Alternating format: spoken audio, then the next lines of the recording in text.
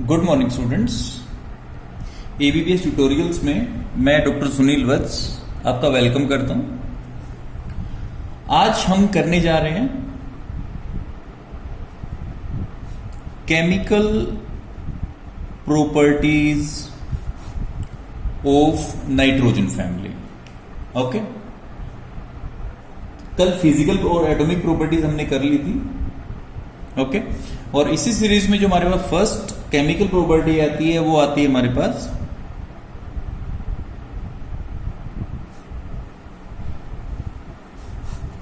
Oxidation state. तो oxidation state अगर nitrogen family की बात करें तो टू टाइप्स की ऑक्सीडेशन स्टेट हमें मिलती है। First is positive oxidation state, other is negative oxidation state. Okay, तो पॉजिटिव ऑक्सीडेशन स्टेट की अगर बात करें तो हमारे पास जो मेंबर्स हैं वो +3 एंड +5 टू टाइप्स की ऑक्सीडेशन स्टेट हमें शो करते हैं। ओके, नाइट्रोजन +3 शो करती है। ओके, +3 या नाइट्रोजन जो है वो +3 ही शो करती है। +3 कहां शो करती है? क्योंकि देखो यहां थोड़ा सा वेरिएशन रहता है इसमें। वो वेरिएशन क्या रहता है कि नाइट्रोजन की इलेक्ट्रोनेगेटिविटी बहुत ज्यादा नहीं होती।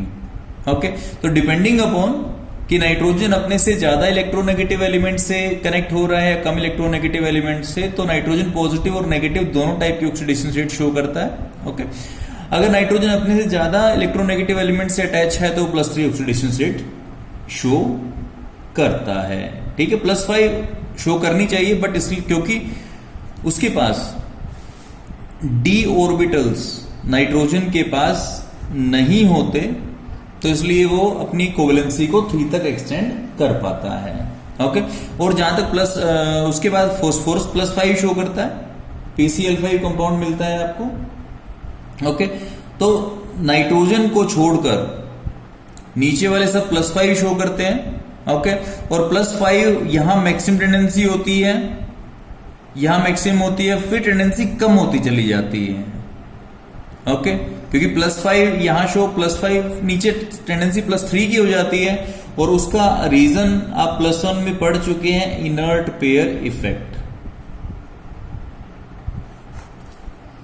क्योंकि जिस तरह से आपके किसी एलिमेंट का साइज ज्यादा होगा, इट मीन्स उसकी नंबर ऑफ शेल्स इंक्रीज करेंगे, और नंबर ऑफ शेल्स अगर इंक्रीज करेंगे तो जो इनर d या f ऑर्बिटल उसका शील्डिंग इफेक्ट काफी कम हो जाएगा।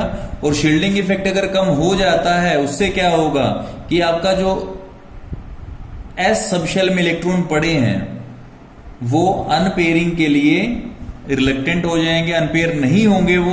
और अनपेयर नहीं होंगे तो जैसे नाइट्रोजन के केस में, या जो आपके पास यहां बात कर रहे हैं हम,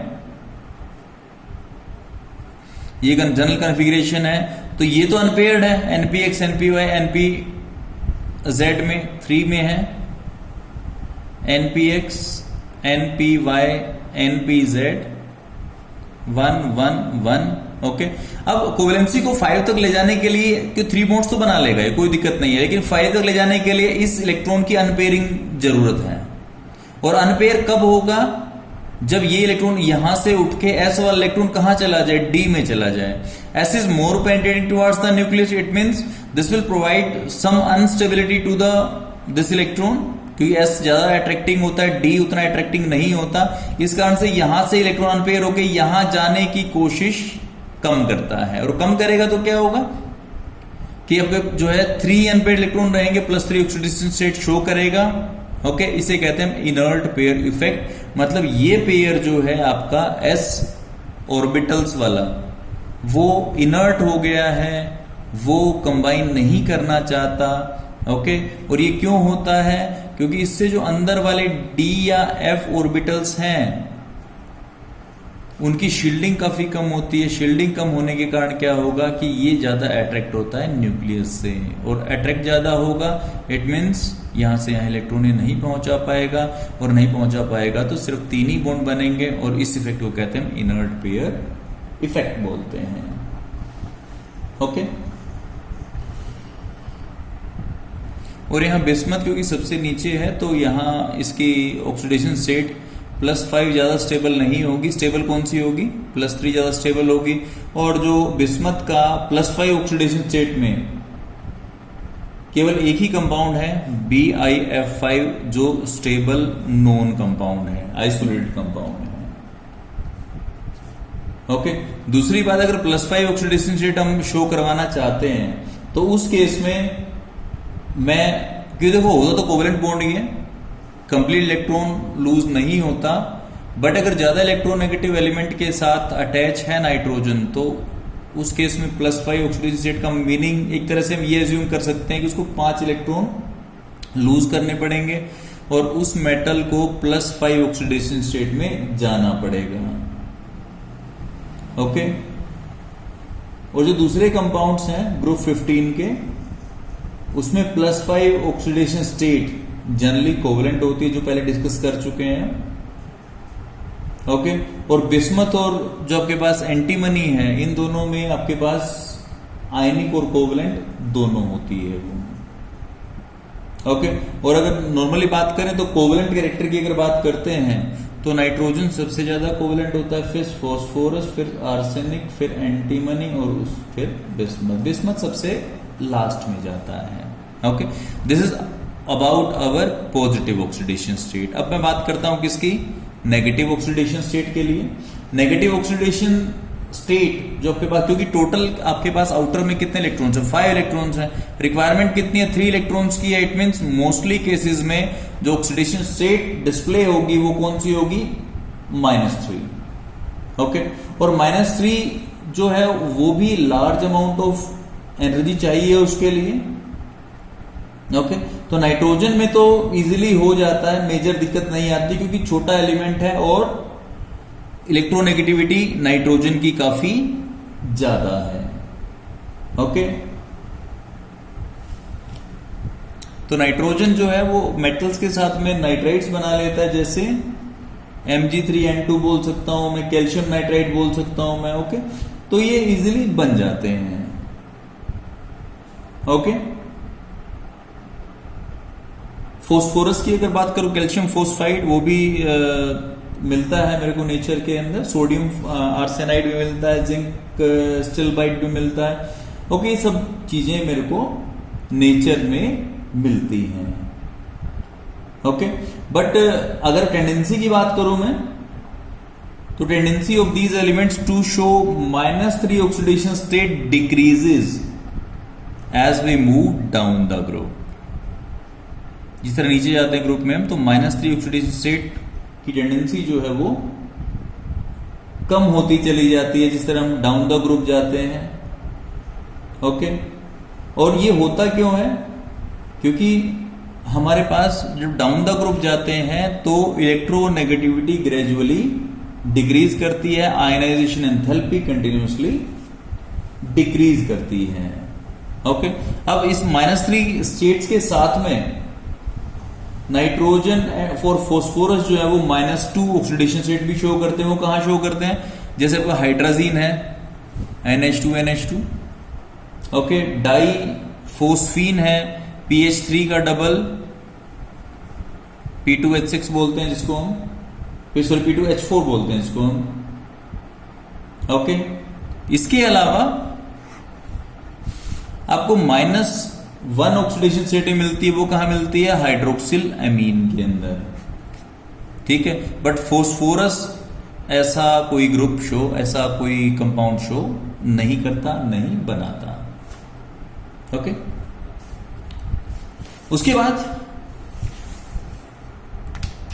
बात करता हूं मैं किसके लिए? कोवेलेंसी के लिए।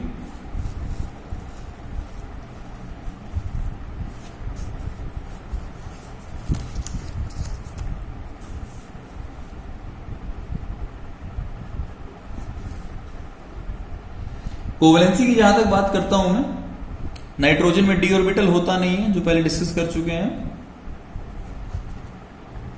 ओके, तो इट मींस क्या है, नाइट्रोजन मैक्सिमम कोवैलेंसी 4 तक शो करता है, 3 by covalent bond and 1 by coordinate bond. तो उसमें जो है इसके साल्ट्स, अमोनियम साल्ट्स मिल जाते हैं हमें। ओके, और इसी कारण जो है नाइट्रोजन NF5 या NCl5 नहीं बना पाता, बट फोस्फोरस जो है PF5 और PCl5 बना लेता है। वो रीजन ही ये होता है क्योंकि हमारे पास यहां डी ऑर्बिटल एब्सेंट है। ओके, इससे नेक्स्ट में बात करना चाहूंगा डिस्प्रोपोर्शनेशन। डिस्प्रोपोर्शनेशन में क्या होता है कि देखो, ऑक्सीडेशन रिडक्शन रिएक्शन हम पढ़ चुके हैं। अब इसमें जो आपका कैरेक्टरिस्टिक एलिमेंट है उसकी ऑक्सीडेशन रिडक्शन दोनों होती है। जैसे पहले भी डिस्प्रोपोर्शनेशन पढ़ी है हमने,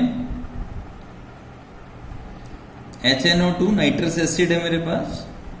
ओके, तो ये कहां जाता है HNO3 में, NO और H2O के अंदर। यहां मेरे पास अगर चेक करता हूं तो मेरी ऑक्सीडेशन स्टेट नाइट्रोजन के लिए +3 है, यहां आपके पास क्या है +5 है, और यहां अगर बात करता हूं तो +2 है। मींस +3 ऑक्सीडेशन स्टेट से +5 में भी जा रहा है। ओके, तो ये ऑक्सीडेशन होगी हमारी, और यही +2 में भी जा रहा है, मीन्स रिडक्शन हो जाती है। ओके, इसी तरह फोस्फोरस भी रिएक्शन शो करता है। H3PO3 +3 से जो है ये कहां जाता है H3PO4 +PH3, यहां +5 है आपके पास और यहां -3 है। ओके, तो यहां +3 से +5 ऑक्सीडेशन हो गया, +3 से -3 रिडक्शन हो गया आपका। ओके, और आर्सेनिक से बिस्मथ अगर बात मैं करता हूं तो +3 ऑक्सीडेशन स्टेट की स्टेबिलिटी जो वो इंक्रीज करती चली जाती है। ओके, इस कारण से हमारा क्या होगा कि क्योंकि ये स्टेबिलिटी डिक्रीज कर जाएगी तो डिस्प्रोपोर्शन के चांसेस कम हो जाते हैं। ओके, और नाइट्रोजन और फोस्फोरस में मैं इसलिए इजिली डील कर लेता हूं क्योंकि मेरी ऑक्सीडेशन +1 -3 टू +5 तक वेरी करती है। क्योंकि मैं अगर बीच में कोई ऑक्सीडेशन स्टेट रख लूं, मैं इसी के बीच में कहीं ना कहीं, तो उससे ऊपर भी जा सके और नीचे भी ऑक्सीडेशन स्टेट जा सके, तब मैं जो डिस्प्रोपोर्शन रिएक्शन हम कर पाते हैं। ओके, और आर्सेनिक टू बिस्मथ जो है वो टेंडेंसी डिक्रीज कर जाती है डिस्प्रोपोर्शनेशन रिएक्शन के लिए भी। ओके, उसके बाद करते हैं हम ट्रेंड्स कि केमिकल जो रिएक्टिविटी है उसके ट्रेंड्स कैसे कैसे हैं।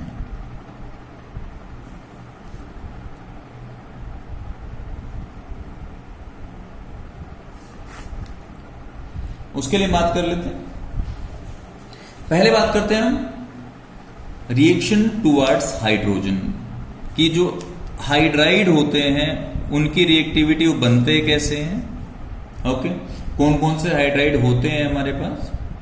ओके, तो यहां हमारे पास अगर बात मैं करता हूं ग्रुप के लिए, nitrogen, phosphorus, arsenic, antimony, bismuth. Nitrogen के लिए हमारे पास कौन सा हो जाएगा हाइड्राइड NH3, यहां हो जाएगा मेरे पास PH3, यहां हो जाएगा ASH3, आर्साइन बोलता हूं इसको मैं। ओके, यहां जो मेरे पास SBH3 हो जाएगा जिसको स्टीबाइन बोलता हूं मैं, और बिस्मथ के लिए BiH3 हो जाएगा, बिस्मुथाइन बोलता हूं मैं। ओके, उसके अलावा जो ये तो हाइड्राइड हो ही गए मेरे पास, लेकिन इसके साथ में जो लाइटर एलिमेंट्स हैं वो M2H4, M नहीं लिख सकता मैं, E लिख लेता हूं क्योंकि M मैंने पहले जो यूज किया वो मेटल के लिए यूज किया, तो एलिमेंट रख लेता हूं मैं। तो E2H4 टाइप के हाइड्राइड्स भी मेरे को मिलते हैं, जैसे हाइड्राजीन हो गया मेरे पास, P2H4 हो गया। ओके, तो इस तरह के हाइड्राइड्स भी मेरे को मिलते हैं। साथ में नाइट्रोजन का एक स्पेशल हाइड्राइड भी है, अगर आपको पता है तो HN3, जिसको मैं क्या बोलता हूं, हाइड्राजोइक एसिड। ये स्पेशल जो है हाइड्राइड है।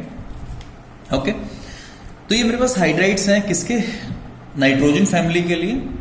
अब इनकी प्रिपरेशन के लिए थोड़ा डिस्कस कर लेते हैं। फर्स्ट मेथड प्रिपरेशन है कि हमारे पास जो नाइट्राइड्स पड़े हैं, फोस्फाइड्स पड़े हैं, उनका हम या तो वाटर से या डाइल्यूट एसिड से हाइड्रोलिसिस कर देते हैं। ओके, जैसे मैग्नीशियम नाइट्राइड पड़ा मेरे पास, Mg3N2 पड़ा है, इसका मैं क्या करता हूं, वाटर से हाइड्रोलिसिस कर देता हूं। ओके, अगर वाटर से हाइड्रोलिसिस करूंगा तो मेरे को बनेगा MgOH का होल ट्वाइस, और साथ में बनेगा अमोनिया, नाइट्रो जो आपके पास है 2NH3 बन जाएगा। ओके, तो ये मेरे पास क्या है, नाइट्रोजन का हाइड्राइड है।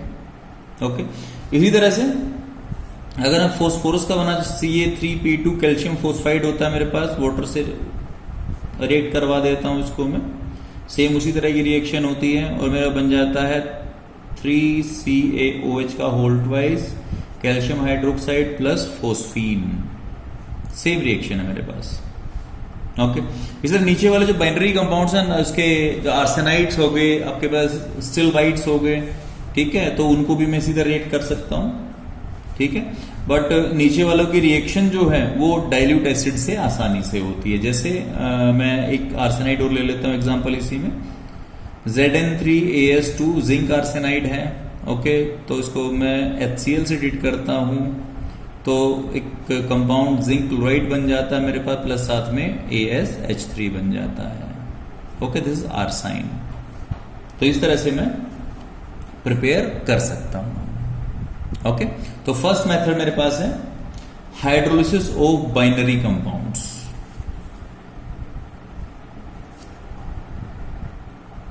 सेकेंड है रिडक्शन ऑफ ट्राइक्लोराइड्स। ओके, इन्हीं एलिमेंट्स के ट्राइक्लोराइड्स एलिमेंट्स की बात कर रहा हूं मैं, ECl3 रख लेता हूं, NCl3, PCl3 कुछ भी हो सकता है। इसका रिडक्शन कर रहा हूं मैं लिथियम एल्यूमिनियम हाइड्राइड के साथ में। लिथियम एल्यूमिनियम हाइड्राइड एक स्ट्रॉन्ग रिड्यूसिंग एजेंट होता है, पता है आपको। इससे मेरे पास EH3 एलिमेंट के साथ में H3 plus LiCl plus AlH3। Okay, तो यहां जो आपके पास NH3 भी हो सकता है, PH3, AsH3, जो भी बनाना है अपने एलिमेंट उसके अकॉर्डिंगली आप बना सकते हो। ओके, तो यहां मैं इसके स्ट्रक्चर की बात मैं करता हूं, एलिमेंटल जो स्ट्रक्चर है आपके पास, ठीक है। तो एक तो NH3 हो जाएगा मेरे पास, एक PH3 हो जाएगा। ओके, तो नाइट्रोजन सेंट्रल है, फोस्फोरस सेंट्रल है। नाइट्रोजन सेंट्रल के लिए अगर हाइब्रिडाइजेशन चेक करता हूं मैं तो sp3 हाइब्रिडाइजेशन मिलती है मेरे को, 1s2 2s2 2px 2py 2pz 1 1 1 हो जाएगी मेरे पास। ओके, तो d ऑर्बिटल प्रेजेंट नहीं है इसके अंदर। तो सेकंड थिंग, मेरे पास 3 कोवेलेंट बॉन्ड ही बनने हैं, तो मेरे पास हाइब्रिडाइजेशन जो हो जाएगी वो sp3 हो जाएगी। ओके, तो sp3 अगर हाइब्रिडाइजेशन हो जाएगी तो शेप क्या होगी मेरे पास, टेट्राहेड्रल होगी। टेट्राहेड्रल में 4 पोजीशंस मेरे पास हैं, H H H, और यहाँ इस पोजीशन पे लोन पेयर आ जाएगा मेरे पास, ये कोवेलेंट बॉन्ड हो जाएंगे और ये इस ऑर्बिटल में मेरा लोन पेयर आ जाएगा। PH3 भी सेम इसी तरह से होगा। ओके, तो इसी तरह का फोस्फोरस की आउटर कॉन्फ़िगरेशन भी यही होगी, H H H, ये लोन पेयर हो जाएगा मेरे पास। Okay, tetrahedral angle 109 degree 28 minute होना चाहिए, बट एक्चुअल में क्यों लोन पेयर और बॉन्ड पेयर रिपल्शन होगी, लोन पेयर इसको प्रेस करेगा और इस एंगल को 109 डिग्री 28 टेट्राहेड्रल एंगल से डिक्रीज करके 107.8 डिग्री तक रिड्यूस कर देगा। ओके, इस तरह फोस्फोरस की अगर बात मैं करता हूं, ये एंगल 93.6 डिग्री मिलता है मेरे को। ओके, तो जिस तरह मैं डाउन द ग्रुप जाता हूं तो ये एंगल डिक्रीज कर चला जाता है। आर्साइन में मेरे को 91.8 मिलेगा, स्टीपाइन में मेरे को 91.3 मिलेगा। ओके, तो डाउन द ग्रुप जिस तरह जाता हूं मेरा एंगल जो है वो डिक्रीज करता चला जाता है। और ये एंगल में डिक्रीज क्यों होता है, वो इस कारण से होता है क्योंकि जिस तरह हम डाउन द ग्रुप जाते हैं, means nitrogen, phosphorus, arsenic, antimony, bismuth, यहां तक जाते हैं, तो डाउन द ग्रुप अगर जाते हैं तो साइज, सेंट्रल एटम का साइज तो बढ़ता चला जाता है, बट इलेक्ट्रोनेगेटिविटी उसकी डिक्रीज होती चली जाती है। ओके, इस कारण से क्या होगा, नाइट्रोजन में लोन पेयर सबसे पास होगा, ठीक है, फोस्फोरस में थोड़ा डिस्टेंट हो जाएगा, और डिस्टेंट बढ़ता चला जाएगा। ओके, तो जो बॉन्ड पेयर्स हैं आपके जो है नाइट्रोजन में सबसे पास में होंगे, फोस्फोरस थोड़ा दूर चले जाएंगे, आर्सेनिक में और दूर दूर दूर चले जाएंगे।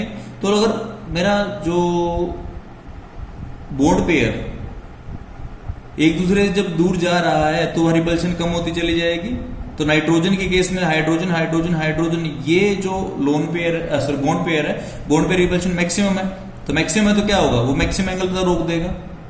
फोस्फोरस की अगर बात करूंगा तो ये दिख तो मेरे को एक इक्वल डिस्टेंस पे रहे, बट है एक्चुअल में तो बॉन्ड लेंथ बढ़ जाएगी, तो थोड़ा दूर चले जाएंगे, डिस्टेंस बढ़ जाएगा आपस में, तो उससे रिपल्शन कम हो जाएगी, तो इट मीन थोड़ा क्लोज आ जाएंगे आपस में। ओके, तो इस तरह से क्या होगा, डाउन द ग्रुप में जब जाता हूं तो मेरा बॉन्ड एंगल डिक्रीज करता है हाइड्राइड्स के केस में। ओके, उसके बाद जो हाइड्राइड्स की और प्रॉपर्टीज आती हैं वो आती हैं हाइड्राइड्स की प्रॉपर्टी में बॉइलिंग पॉइंट। ये तो प्रिपरेशन थी मेरे पास। ओके, तो और ये हाइड्राइड्स यहां स्टार्ट हो गए थे, मैंने कुछ बॉन्ड एंगल स्ट्रक्चर कर दिया उसका। अब मेरे पास आती है प्रॉपर्टीज ऑफ हाइड्राइड्स कि हाइड्राइड्स कैसे बिहेव करते हैं। तो पहला उसके अंदर है boiling point.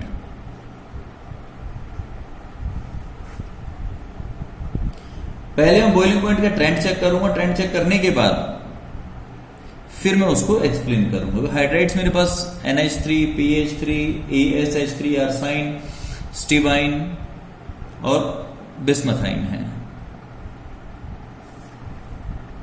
Boiling point 238 nearly है, यहां मेरे पास जो है 186 के आसपास है, यहां 211 है, यहां 255 के आसपास है और ये 290 केल्विन के आसपास है।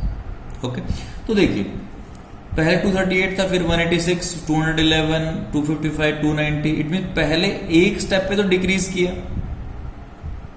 पहले डिक्रीज किया और फिर कंटिन्यूअसली इंक्रीज करता जा रहा है। ये देखिए, इट मीन्स फर्स्ट स्टेप क्या है, ये नाइट अमोनिया के लिए है, ये PH3 के लिए। अब बीच में यहां तक BiH3 तक पहुंच जाएंगे। ओके, मीन्स बीच में जो भी स्टॉपेज होंगे, ASH3 बीच में, SBH3 बीच में। ओके, तो ये चीज है मेरे पास, ठीक है। तो ये देखो यहां से PH3 BiH3 तक सेंट्रल एटम का साइज बढ़ रहा है, सेंट्रल एटम का साइज बढ़ेगा तो वेंट्रल फोर्स ऑफ अट्रैक्शन भी बढ़ेंगी, और वेंट्रल फोर्स ऑफ अट्रैक्शन भी बढ़ेंगी तो क्या होगा, मेरे पास बॉइलिंग पॉइंट इंक्रीज करना चाहिए। ओके, अब इशू ये आता है कि यहां तक तो एक्सप्लेन मैं कर पा रहा हूं, बट इसका क्या है, अमोनिया सबसे ज्यादा क्यों है। ओके, तो अमोनिया का बॉइलिंग पॉइंट सबसे ज्यादा होने का कारण क्या है, अमोनिया में एक स्पेशल टाइप की बॉन्डिंग एग्जिस्ट करती है जिसको मैं बोलता हूं हाइड्रोजन बॉन्डिंग। ओके, और हाइड्रोजन बॉन्डिंग होने के कारण क्या होगा, अमोनिया में force of attraction extra add हो गए। साइज छोटा है उसका, ओके, साइज छोटा है, बट उसके अंदर extra force of attraction attach हुई, और अगर extra force of attraction attach होगी तो उसको ब्रेक करने के लिए मेरे को ज्यादा फोर्स या टेम्परेचर लगाना पड़ेगा। ओके, और ये क्यों एग्जिस्ट करती है, क्योंकि नाइट्रोजन की इलेक्ट्रोनेगेटिविटी, नाइट्रोजन की इलेक्ट्रॉन 3.0 है के आसपास है, और फोस्फोरस की अगर बात करो 2.1 है, और जो नीचे वाले होंगे वो उससे भी नीचे होंगे। ओके, तो इस हाई इलेक्ट्रोनेगेटिविटी के कारण क्या होगा कि ये हाइड्रोजन बॉन्डिंग को, इंटरमोलिकुलर हाइड्रोजन बॉन्डिंग बनाती है, और इसके कारण नाइट्रोजन का एबनॉर्मली हाई बॉइलिंग पॉइंट आपको मिलता है। ओके, और अगर मैं SBH3 और ASH3 की बात करता हूं तो BiH3 तो मैं यहां डिस्प्ले कर दिया, अप टू स्केल नहीं है तो इसलिए थोड़ी दिक्कत आ रही है। SBH3 भी अमोनिया से हायर मिलता है। ये थोड़ा सा गलत लग गया था मेरे से, तो SbH3 भी इससे हायर मिलता है। ओके, और इसका रीजन क्या होता है कि SbH3 और BiH3 जो आपके पास है उसके अंदर वेंडर वाल फोर्स इतनी ज्यादा बढ़ गई है, साइज इतना ज्यादा बढ़ गया है कि उसका बॉइलिंग पॉइंट अमोनिया से भी ज्यादा चला जाता है। मींस अगर मैं बात करूं PH3 के सबसे कम बॉइलिंग पॉइंट होता है, फिर आता है ASH3, फिर आता है अमोनिया, और अमोनिया से भी ज्यादा क्या होते हैं स्टीबाइन, और उससे ज्यादा बिस्मथाइन। ओके, तो ये लगभग मेरे को ट्रेंड मिलता है किसके लिए, बॉइलिंग पॉइंट ऑफ हाइड्राइड्स के लिए। ओके, अब जो नेक्स्ट है, नेक्स्ट मैं बात करने जा रहा हूं किसके लिए, मेल्टिंग पॉइंट्स के लिए।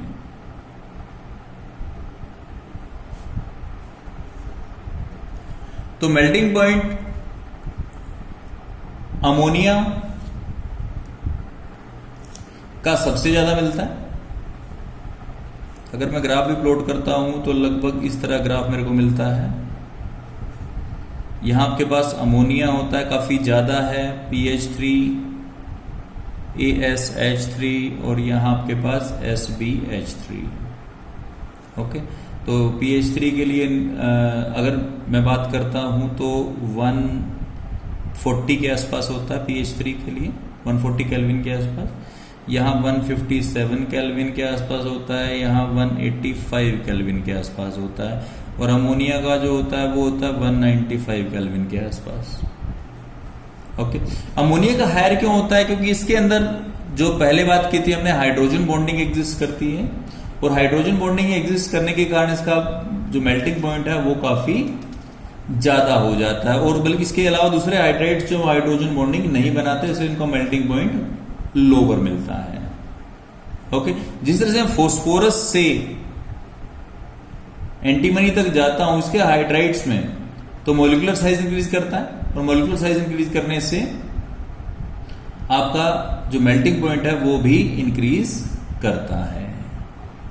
ओके, और जो आपके पास बिस्मथाइन है उसका कुछ ज्यादा डिस्कस आपके सिलेबस में नहीं किया हुआ है। ओके, नेक्स्ट हमारे पास आता है सोल्यूबिलिटी। ओके, तो अमोनिया हमें पता है वाटर में सोल्यूबल है, और अमोनिया का सॉल्यूशन भी आपको वाटर में ही मिलता है। ओके, और इसके अलावा जो आपके पास दूसरा हाइड्राइड PH3 या इससे बाद वाले hydrides, they are insoluble in water.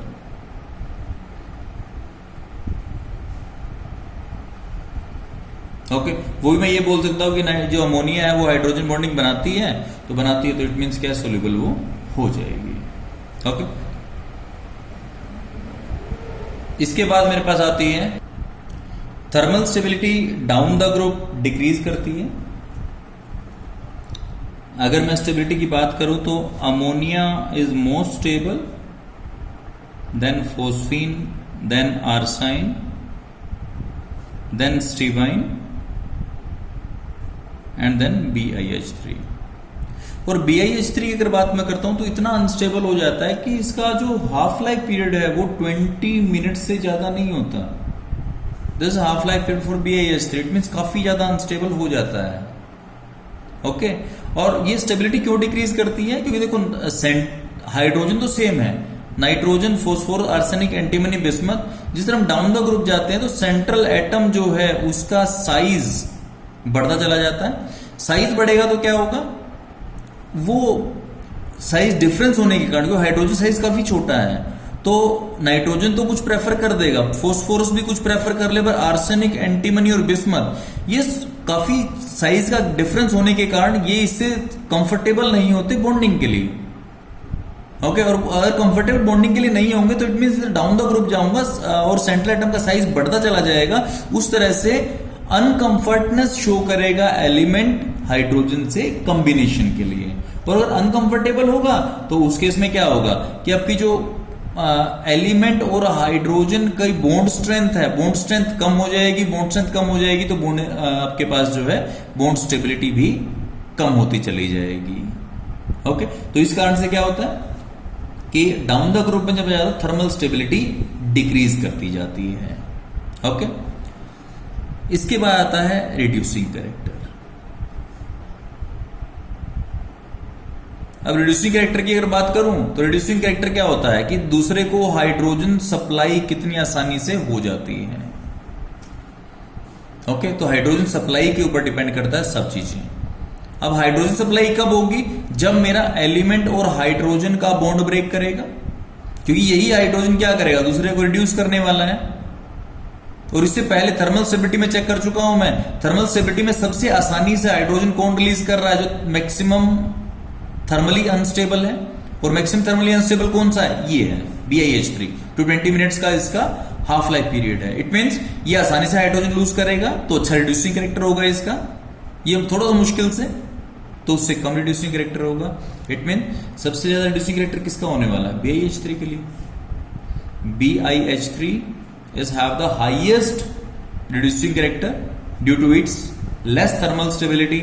उसके बाद SbH3 का आ जाता है, उसके बाद AsH3 आ जाता है, उसके बाद PH3 आ जाता है, और सबसे ऊपर आपके पास अमोनिया आ जाता है। ओके, तो इस तरह मैं रिड्यूसिंग कैरेक्टर को एक्सप्लेन कर सकता हूं। ठीक है, अब रिड्यूसिंग कैरेक्टर हो गया हमारा। इसके बाद जो आता है हमारे पास आता है बेसिक नेचर। एसिडिक और बेसिक होता है। यहां मेरे को पता है कि जितने भी एलिमेंट हैं, हाइड्राइड्स हैं, उसके ऊपर एक एलिमेंट के ऊपर सेंट्रल एटम में लोन पेयर पड़ा है, और इस लोन पेयर की डोनेशन की टेंडेंसी को मैं बोलता हूं बेसिक नेचर। ओके, तो बेसिक नेचर मैं चेक कर सकता हूं, लेविस बेस होते हैं क्योंकि सेंट्रल एटम के ऊपर लोन पेयर होता है। ओके, और जिस तरह से, क्योंकि देखो मैं जा रहा हूं NH3, PH3, AsH3, SbH3 और BiH3 में जा रहा हूं, तो बेसिक कैरेक्टर जिस तरह मैं डाउन द ग्रुप जाता हूं तो मेरे पास डिक्रीज करता है। मींस मैक्सिमम इसका होगा, ऐसे चलता है। ठीक है, तो नाइट्रोजन तो मेरे को पता है लोन पेयर है, होता है इसके पास। ओके, और डिस्टिंक्टली बेसिक होता है क्योंकि NH3 को अगर मैं H ट्रीट करता हूं तो ये NH4 प्लस बना लेता है। ये मेरे को पता है, this is the reaction for the basic nature of ammonia. Okay, जो PH3 है वो काफी वीक बेस है, PH3 काफी वीक बेस है। ठीक है, उसको न्यूट्रल भी कंसीडर हम कर ही लेते हैं। ओके, इसलिए जो साल्ट बनाता है PH3, जो साल्ट बनाता है वो आपके पास एनहाइड्रस हाइड्रोजन क्लोराइड के साथ बनाता है। ओके, और ये तीनों तो लगभग बेसिक होते ही नहीं है। ओके, रीजन क्या होता है? अब मैं जो इलेक्ट्रॉन डेंसिटी है सेंट्रल एटम के ऊपर, यहां काफी ज्यादा है क्योंकि काफी क्लोज इलेक्ट्रॉन एक्टिविटी काफी ज्यादा है। यहां इलेक्ट्रॉन डेंसिटी कम है, कम है, कम और कम चली जाती है। ओके, तो जिस तरह से सेंट्रल एटम के ऊपर इलेक्ट्रॉन डेंसिटी डिक्रीज करती है, तो उसी तरह से उसकी टेंडेंसी टू डोनेट इलेक्ट्रॉन भी डिक्रीज करता है। ओके, और अगर tendency to donate electron decrease करेगा down the group, it means सबसे ज्यादा बेसिक नेचर इसका होगा, सबसे कम इसका होगा। ओके, तो इस तरह से मैं चेक कर सकता हूं कि सबसे ज्यादा बेसिक नेचर अमोनिया का होगा और BiH3 जो है वो नियरली न्यूट्रल होगा। ओके, तो ये मेरे पास है रिएक्टिविटी टुवर्ड्स हाइड्रोजन, मैं कंप्लीट कर चुका हूं। ओके, इसके बाद जो हमने पढ़ना है वो पढ़ना है रिएक्टिविटी टुवर्ड्स ऑक्सीजन। जैसा कि लास्ट लेक्चर में डिस्कस हुआ था कि हम थोड़ा करेंगे पर डिटेल में करेंगे, तो आज हम यहीं तक करेंगे।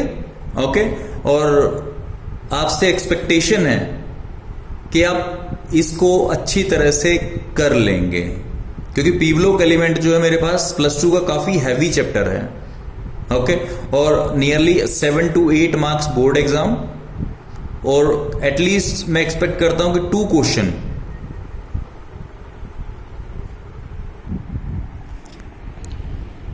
तो ये कंपटीशन में एटलीस्ट मैं 2 क्वेश्चंस एक्सपेक्ट करता हूं इस चैप्टर से।